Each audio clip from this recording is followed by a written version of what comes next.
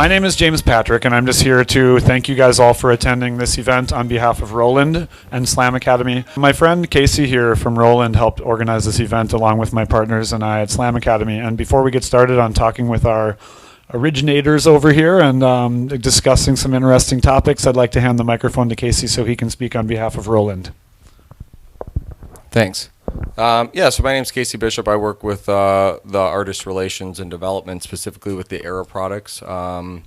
This has been a pretty exciting run for the past year in terms of product, and a lot of the guys in the industry I know, some longer than others, but it's been great to, as a capacity of Roland, come together again with the artists that have helped make our products really special. And so we've had a ton of interest and requests over the years to reissue analog classics, reissue the classic drum machines, reissue the 303, the 909, and that's what we kind of tried to do and tackle with the TR8, the TB3, System 1.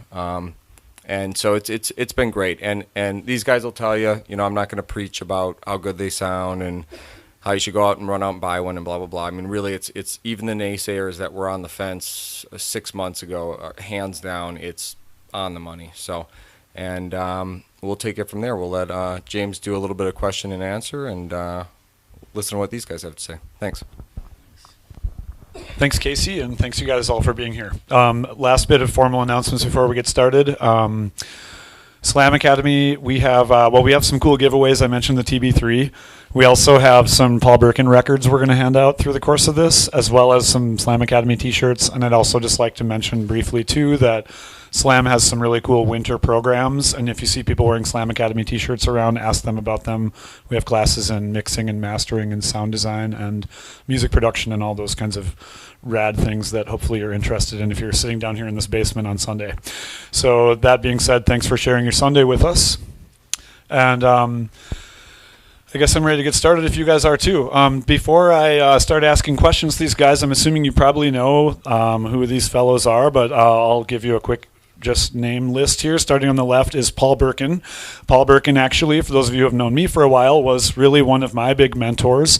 When I got my first job working at a school doing electronic music stuff, I had the opportunity to essentially hire Paul as my mentor and help me write my first Ableton class in the days of Ableton 3. So Paul Birken, I owe all of these guys a lot, but Paul has directly influenced my life in a way that no one else could ever have. So that's Paul Birken on the far left. Thank you, Paul, for that. In the middle here, we have Freddy Fresh, the one and only Freddy Fresh, who he could probably give a better introduction than I could. But what I do know about Freddy is he was touring Japan, I believe, when I was still at my mommy's teat or something. I know when I first met Freddy, he was already a legend, and I was just a baby. And here we are about 15 years later, and he's still a legend, and I still feel like a baby in his presence. So thanks for being here, Freddy. Yep, thank you guys. Yep, for sure. And then last but definitely not least, pretty much the man who, I don't want to say single-handedly, but contributed probably more greatly to the Twin Cities and upper Midwest rave scene in the 90s, and has continued to go on and influence amazing people to do great things, even fathers to be great parents. Thank you, Woody. And just in general, now a man of the arts and culture and community in many, many ways beyond anything I could list right now. Woody McBride, DJ ESP. Let's welcome him as well. For the rest of my life, I'm going to look back on today and think, wow, that was really sweet that we had all three of those people in the same room talking about drum machines. I mean, that is awesome. So thanks for being here to share this with me and all of us at Slam and Roland and stuff. So without further ado, guys, I'd like to bring you guys into the mix here. We have nothing super rigorously planned, but what we did kind of expect to start off with was kind of a little bit of a history lesson. Let's take it back to like the early or mid-90s, whenever it was that, and maybe in Freddy and Woody's case, even before then, whenever, let's take it back to when you guys really first were exposed to electronic music, and that feeling that maybe some of us have in our recent memory of being like getting goosebumps and being like, what planet is this music coming from? How is this made? What's up with these sounds? Can you guys do a little bit of collective reflection on those earlier days for you and what it felt like and how you kind of got started? Well, for me, I was traveling back and forth to New York. I was going out with a woman in 1983 from the Bronx, and I was pretty much discovering some of the electro sounds and things happening in New York I kind of made a list of some of the influences. Peter Godwin, Gino Socio, International Music System, Man Parrish, Casso, Kraftwerk, Warp 9, John Roby, and then later I got into like Juan Atkins and Derek May. But I was discovering a lot of the sounds in the New York area in the early to mid 80s, and got curious about how to make those sounds they were making, and I kind of investigated and talked to different producers and DJs, and became curious about synthesizers and kind of got into synthesizers basically. Awesome. So how you were you a Minnesota native then at that point? I'm from Minnesota, yeah. Some of my bios say I'm from New York, but I'm not. What happened was when I was 19, I was going back and forth on such a regular basis to New York, to the Bronx, that I was spending probably half of my time there. Mm-hmm.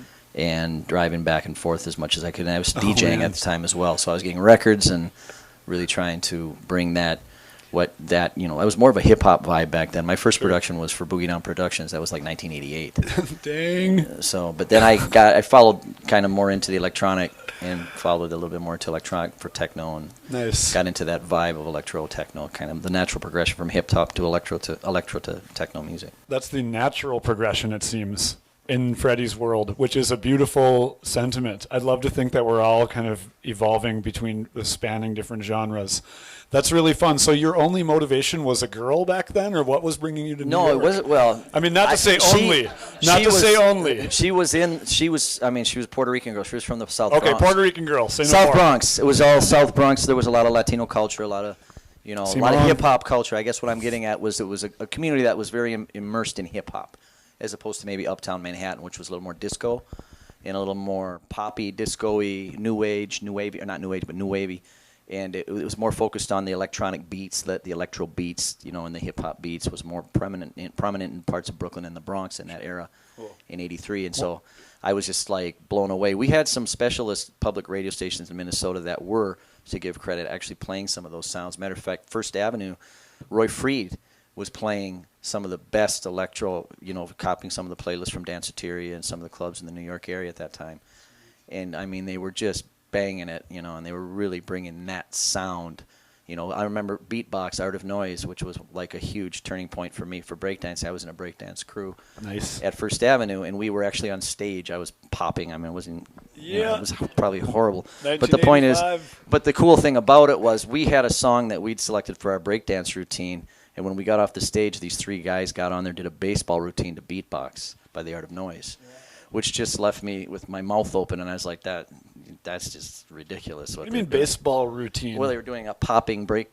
Oh, wow. Like they were playing baseball, but popping the whole time. And this is in Minnesota? Yeah, it was on the stage at First Avenue in 1983. What? Yeah, it was insane. And so at that point, I just, like, this is just, because you have to remember there's records that come out that are so far ahead of the curve that you can't even digest them. It just sometimes that stuff goes right over your head, and it's like this record was so far ahead of its time because they were using the Fairlight sampler back then, which was the first actual sampling, technology that was completely out of the reach of the mainstream. We're talking $25,000 samplers in 1983. Yep.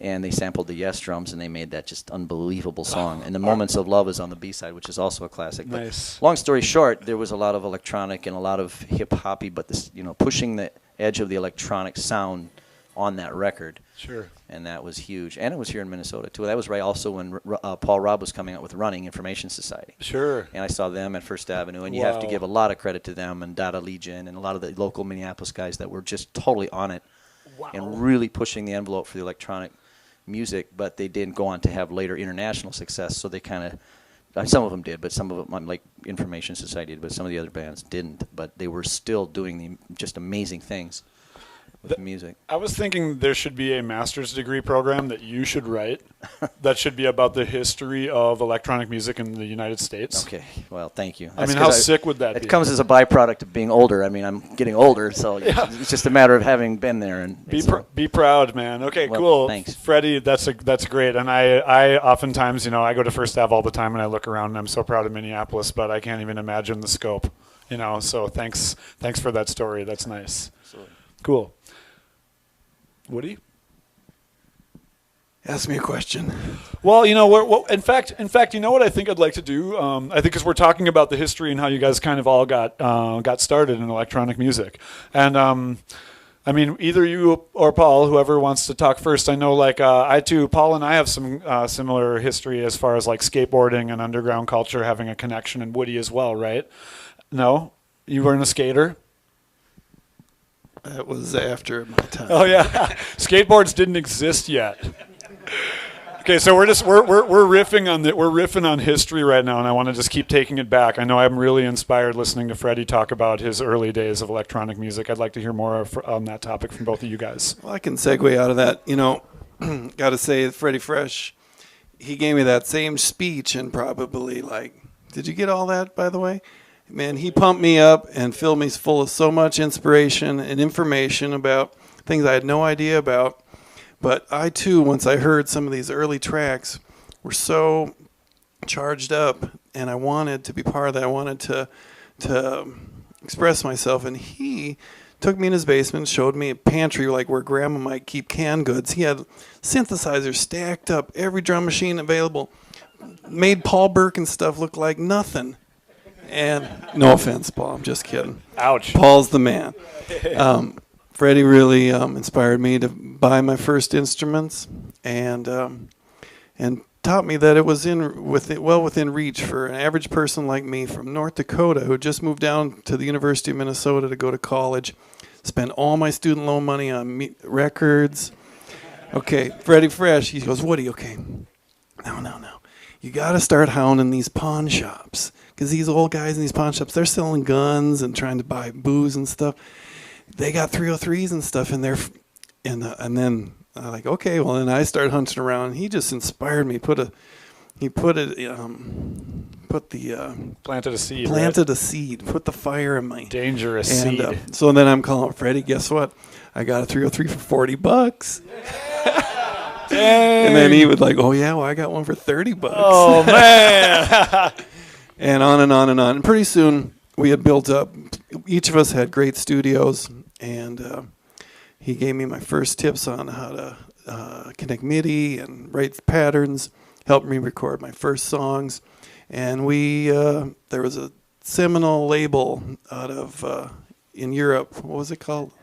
Adam and Eve, doing the nuttiest, coolest, cutting edge music. That acid stuff. No, just forward-thinking techno. Sweet.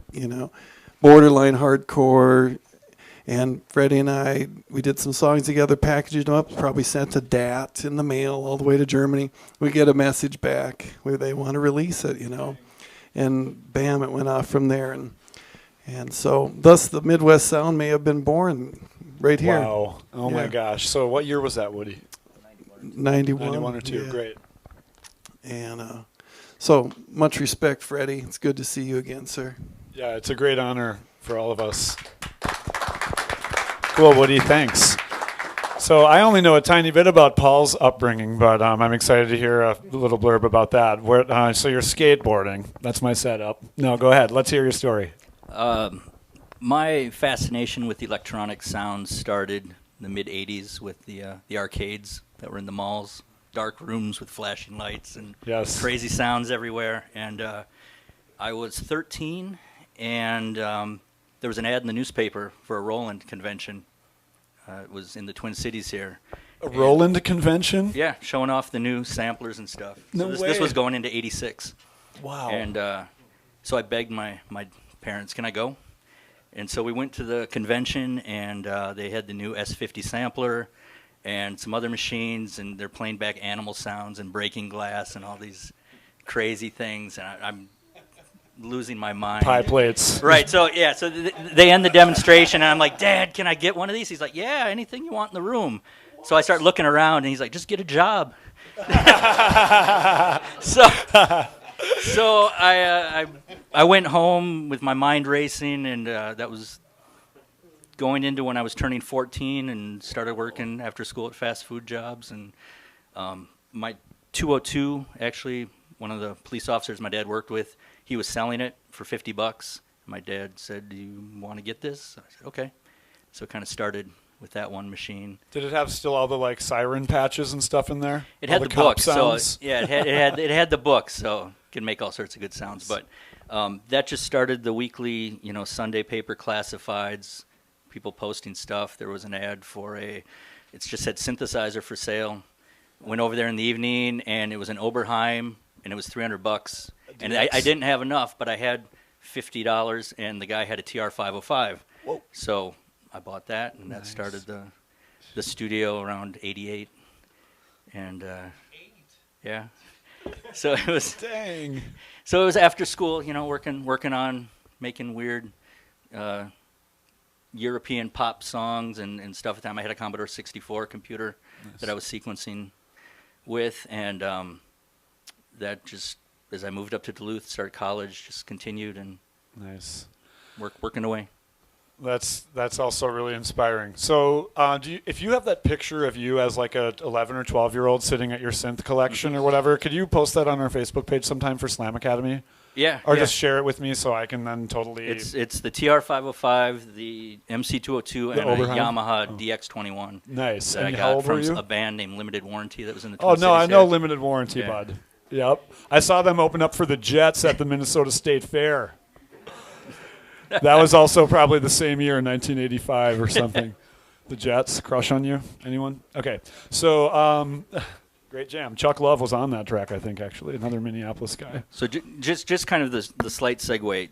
I was doing some industrial and just stuff I was hearing for releases, and there was a party in Minneapolis called Hellbent in '93 that I went to with Woody and Hyperactive and Terry Mullen and all these guys playing. And as soon as I was exposed to that was a change in direction. Wow.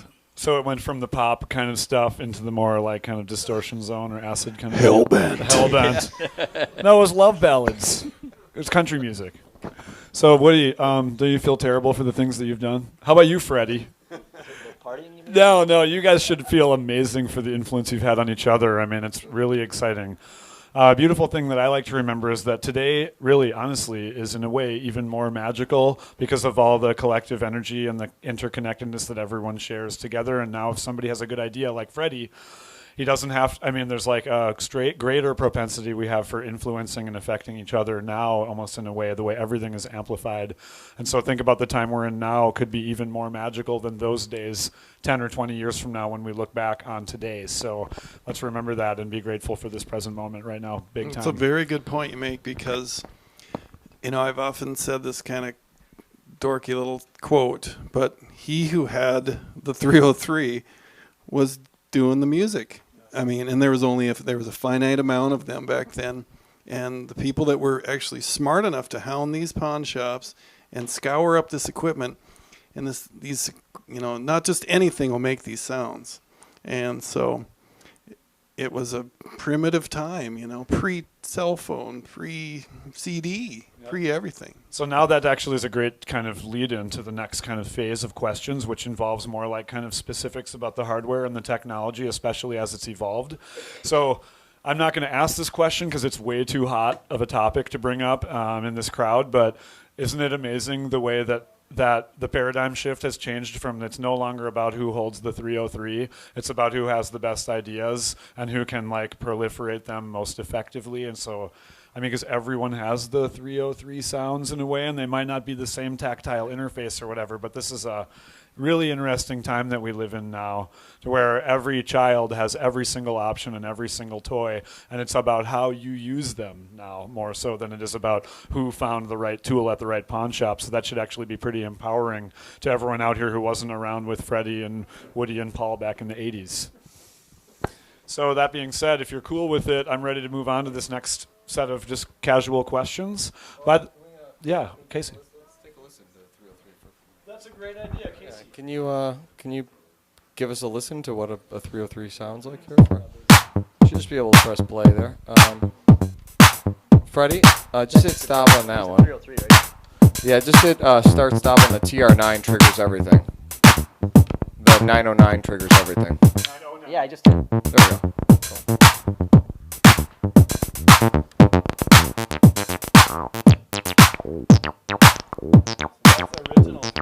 So yeah, this is the OG 303. This is the hardware box.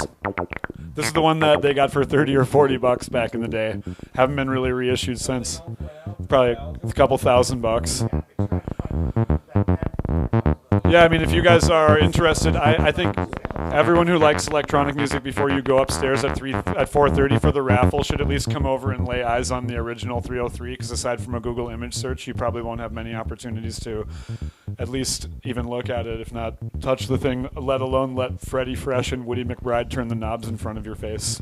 And I'm always proud of the fact that I went into the pawn shop and the 303 was there for $80, and I didn't buy it because it didn't have MIDI. It only had NSYNC. Oh my gosh, really? Yeah. Oh yeah, not Encore. No, what was the shirt? You guys, this sound is in every song that's on at Beatport right now, I swear, still, or something. Like, this is still one of the most poignant, quintessential sounds of all electronic music history. And then, so now this is the new one.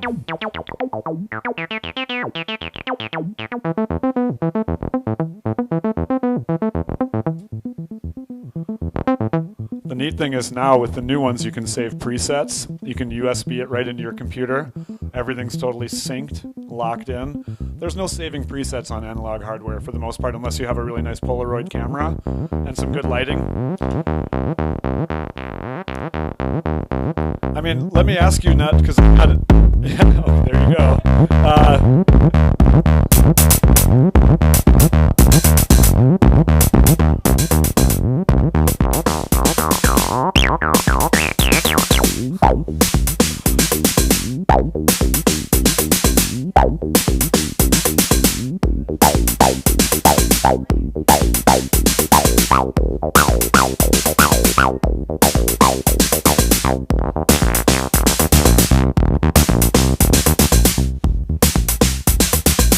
So that's a sound we probably all recognize.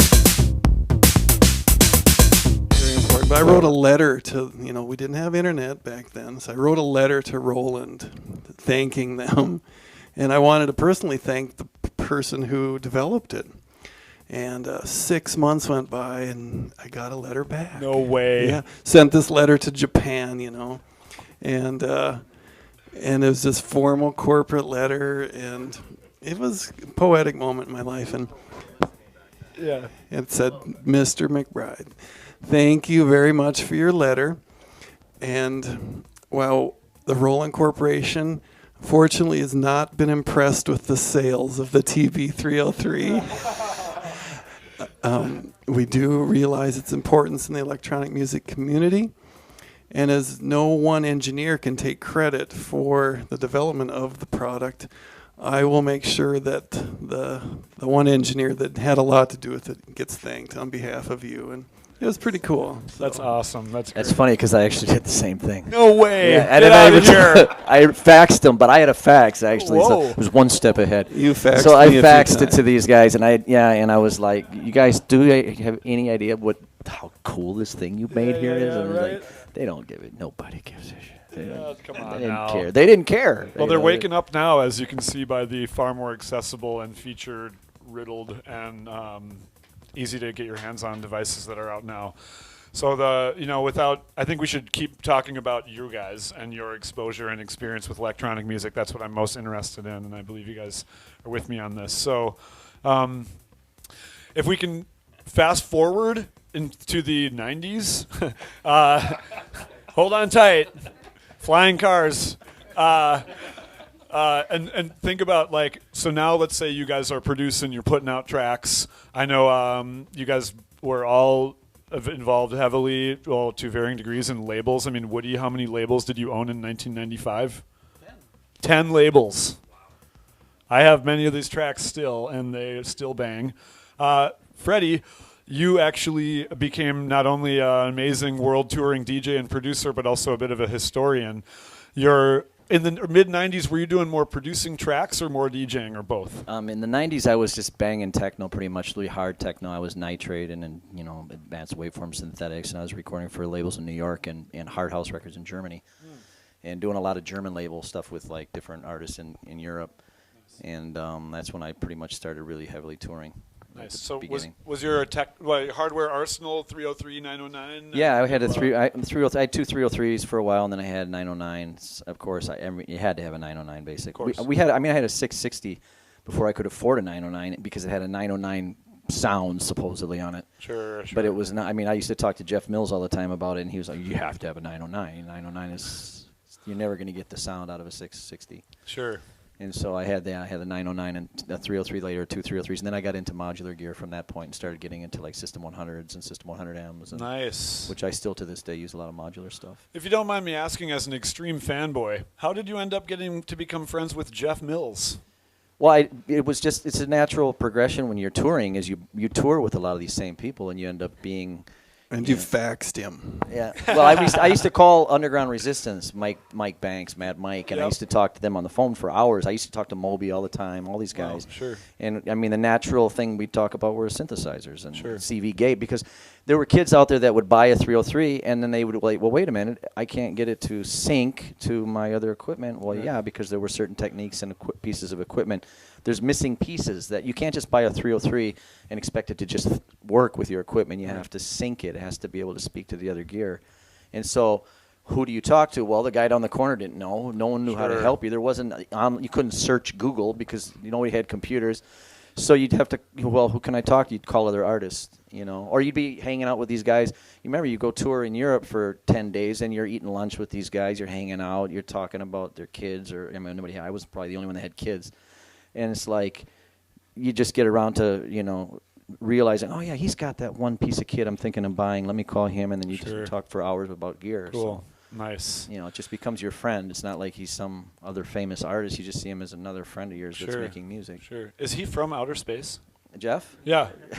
Or is he actually a human? He's a hybrid. Yeah. Probably. Stay tuned, Minneapolis. You guys know, Carl Craig and the Mills himself, both are going to be in the Twin Cities in 2015. So, Techno fans. Well, I mean, Woody's the first person to bring the Aphex Twin to the probably, I don't know, United States even maybe. Yeah. Which is amazing. That's amazing. And speaking credit to this man for that. For Further was one of the most pioneering events, and that was your brainstorm that you did that. I mean, credit to where credit is due. Woody pulled that off, and Thomas Bangalter, Daft Punk were there. Nobody even knew who they were. Yep, that was. I don't know if you guys knew this. Woody and a couple of Milwaukee cohorts, crazy maniacs that were the Drop Bass Network, threw a party in 1996. 5 or 6. The further 97 was my first year, but two of the headlining acts were Daft Punk and Aphex Twin, and it was out in the middle of a cornfield. Hickston, Wisconsin. In Hickston, Wisconsin. I was there, and oh my god. Yeah, awesome. Yeah, nice. The girl in the massive hoodie. Yeah, so it was Woodstock for the electronic Midwest. Yeah, it was Woodstock. I heard about it. And the following year was the year that DJ Centrific and I met, and we are still pretty much best friends and techno homeboys. So this whole community stays strong. It's really amazing. So let's see. So we're still talking 90s production techniques. You guys owned a lot of labels. You're putting out tracks, putting out other people's tracks. Paul, what about you? I mean, you just were on the gear collecting tip or what? Living up in Duluth, playing some local shows up there, dragging the machines out. Play at the coffee shop up there and things, and I started bringing some cassettes to Woody, giving him some demos, and there were some tracks that he was interested in, but quality because of the cassette wasn't there, so saved up to get a DAT machine. Wow, nice. Sent more demos. Nice. So then, pardon me. So then was your first break on one of Woody's 10 labels? Yeah, it was I a don't remember 7-inch track on Musclebound. Musclebound. There was one track on there, and then that went into the Son of Gonzo and the Surf and Superior and all that other stuff. Yeah. One of my all-time favorite Birken 12s. Yeah, much like the 303 is today, Paul's records on Communique have gone on to be some of the most sought-after collectible pieces of vinyl in techno history. Wow. Yeah, nice, Paul. Yeah, you guys, yep, that's you, Paul. Of which neither of us receive any royalties. Can we take a quick moment to listen? I know, Woody, you have your computer. Which do you guys hear that? Neither of us received any royalties. Cut that out of the tape. But I'm sure you've gotten feedback in the joy factor beyond any amount of percentages or royalties. For sure. No, the whole collectibles market's in and of itself. Yeah, it's all good. That's exciting. But I just wanted to pay respect to Paul for making some awesome, great music that really inspired me too. Nice. So maybe that being said, since your computer's connected, Woody, I know Woody put out some of the first acid records that I ever heard, being a young kid going to raves in Minnesota and the Twin Cities, and in Wisconsin, and going to these further parties. I'd love to hear like something off of Basketball Heroes, or maybe I know we just listened to one, but do you have a kind of one of like something that can demonstrate 303, 909 magic? I'm pretty sure that you have at least one track with those two instruments together. Let's just hear a couple minutes, or maybe a minute or so of it.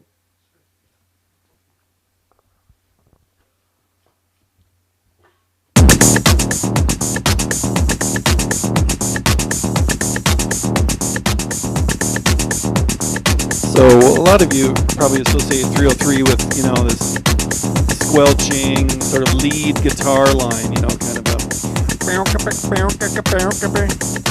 I always kind of use the instrument a little bit more like it was originally designed as a bass line. Muted, more funky. We're from Minneapolis, right? Damn right. Yeah, so we have more of a grunge rock, funk history here in Minneapolis. We don't have a dance music heritage like a lot of big cities, Chicago or New York. And so Freddy Fresh, he showed me the importance of having not one, not two, not three, but maybe 4 303s, having multiple patterns that form a hypnotic narrative that unparalleled. And that's another one of those Midwest sounds, multiple 303s that are used as an orchestra.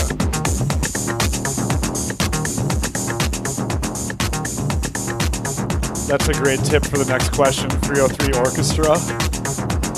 Should we talk about that? I clearly remember this.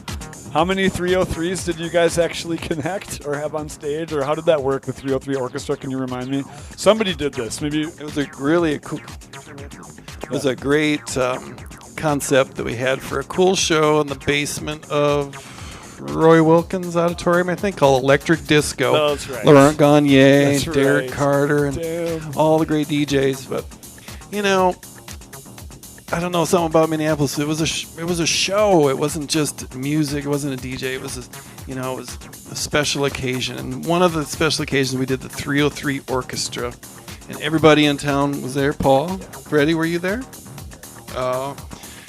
Chris Sattinger, everybody who had a 303. So I think we had about 13 of them. Dang. Synced them all together.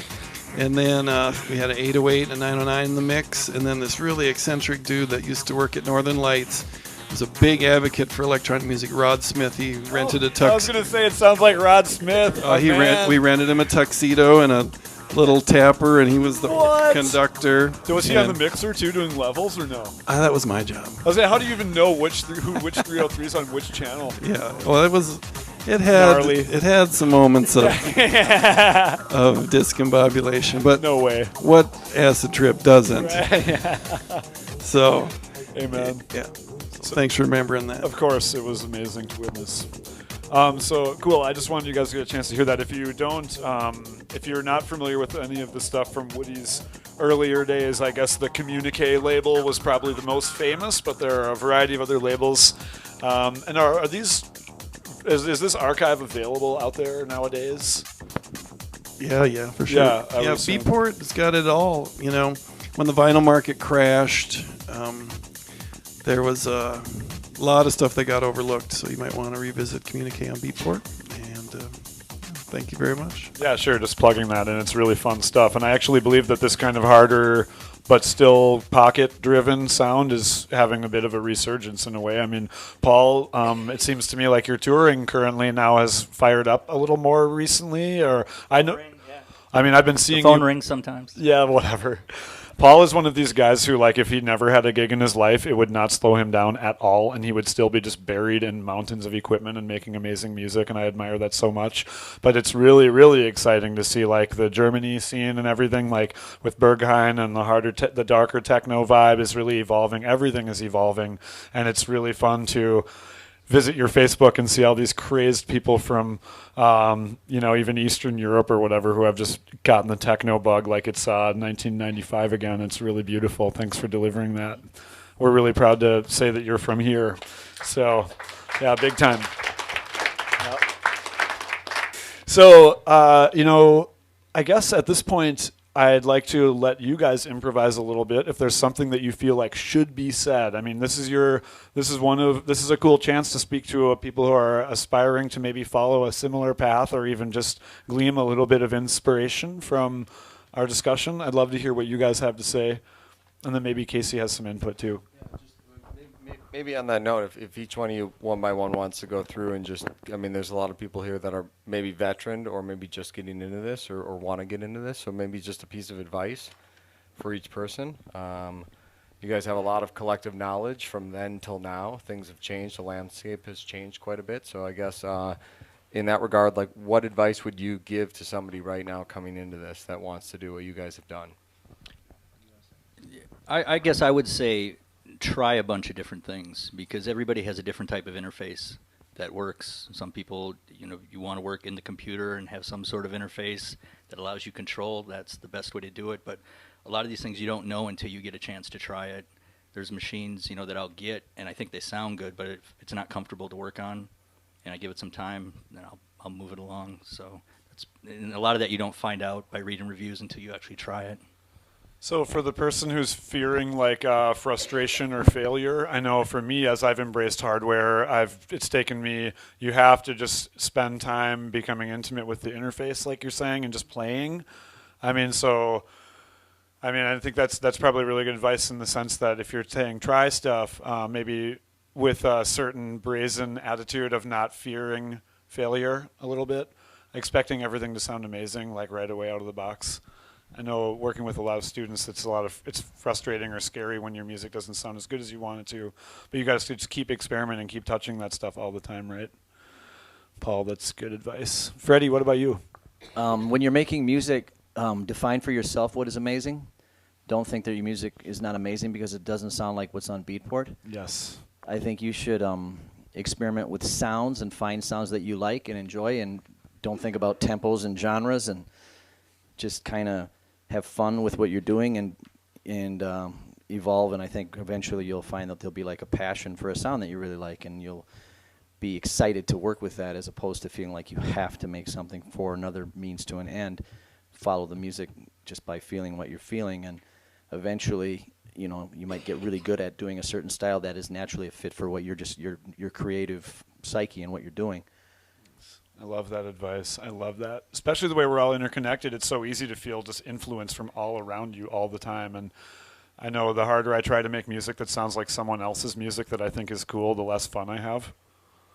Yeah, and also you might find yourself getting to a point where you're making a genre of music that it doesn't have a name, and then all of a sudden people are looking to find more music like that. Well, who made that, or where can I hear that? Well, I made that. And then pretty soon people are looking at you like, well, my God, who is this person? We need to bring this person to my city to play the same thing they're doing. So, it's easy to get into a situation where you feel like you have to sound like somebody else, but eventually you'll find your own sound to the point. And the equipment allows you to do that, obviously, today. And it's true what Paul says, you have to be able to manage the equipment to get out of it what you want specifically to do the things that you envision. Because if we could all just immediately think onto a DAT, not a DAT, an MP3, I can say how old school I am. If you can just think your music onto an MP3, we'd all be creative, we'd all be geniuses and millionaires and things like that. But the technology allows you to get closer to that realm where you can actually get your music onto an MP3 the way you envision it in your head. That's always been the trick. That's always been the thing. The happy accidents too, of course. Sure. So streamline that interface and don't look to follow someone else's model. Do something that you personally love for yourself. Yeah. That's great advice. Thank you. I love that. Thanks, Freddy. And DJ ESP, how about you, bud? Oh, well, gosh, I don't know if I have any advice. I love what Freddy had to say about happy accidents. And it's interesting that in the face of all this technology that's out there right now, that pretty much anybody can buy an Apple computer, and it has programs that come with it for free that allow you to pretty much make music as good as anything that's on the radio. With the microphone, you can go into GarageBand. I think Bjork recorded chunks of her last album in GarageBand in his hotel room. And in the face of all that technology, interesting that Roland, which to me, is the backbone of everything that we've come to know as a genre of music. As legitimate as rock and roll or classical music, electronic music is its own thing. And it's interesting that these instruments have resurfaced because it reminded me that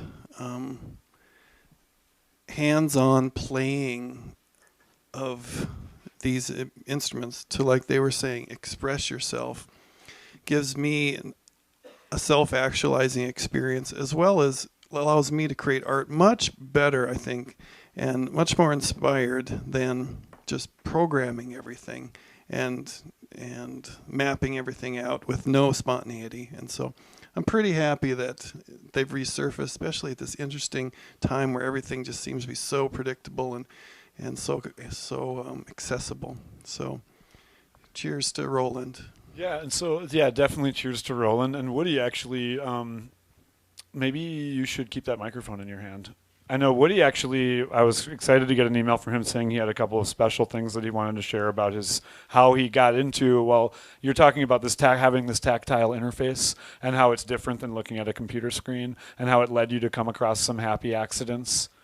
And how you maybe found some of your own sound, like Freddy is talking about, that you became famous for, versus it's hard to become famous for mimicking someone else's sound. The DJ ESP sound and the Freddy Fresh and Paul Birken sound are all highly unique. So do you have any a little bit of insight you can share with the gang here about some of those techniques? Or? Well, gosh. We just come from a different era, where people were a little bit more hungry to be unique, and I see a lot of people getting that pounded out of them nowadays. And I just, my son's in the audience, Ocean. He's, Hi, Ocean. 8 years old. He's taking class from JP, and we were probably pretty impressed a few minutes ago that Paul Birken was doing it at 13, but 6 years old taking classes. I mean, times have really changed, and so it's just an exciting time to be part of life and part of music, and so if we can take all this fantastic technology that's put in our hands and do something extra cool with it, that's I hope you do. We're gonna die someday, and you guys are younger than us. Hope you do something even awesomer than we did. Awesome. That's great. Let's give a shout out to the Slam Academy. My family's a big fan here, both for a number of reasons. Their place in the community, as well as their great educational opportunities. My son is a student, and so am I. So best wishes. Woody McBride saying peace out. Hey, I'm Paul Birken, and I think you should check out Slam Academy if you want to get some hands-on time, gear, and see what works for you. It's a good place to go. Check it out. This is Freddy Fresh. If you want to check out the best to learn how to do electronic music, check out Slam Academy. My name's Casey Bishop with Roland Corporation US. We're here in Minneapolis, Minnesota with Slam Academy. We're showing off the new Roland Era gear, which Slam Academy has in-house. It's an awesome partnership between a learning institute and a manufacturer.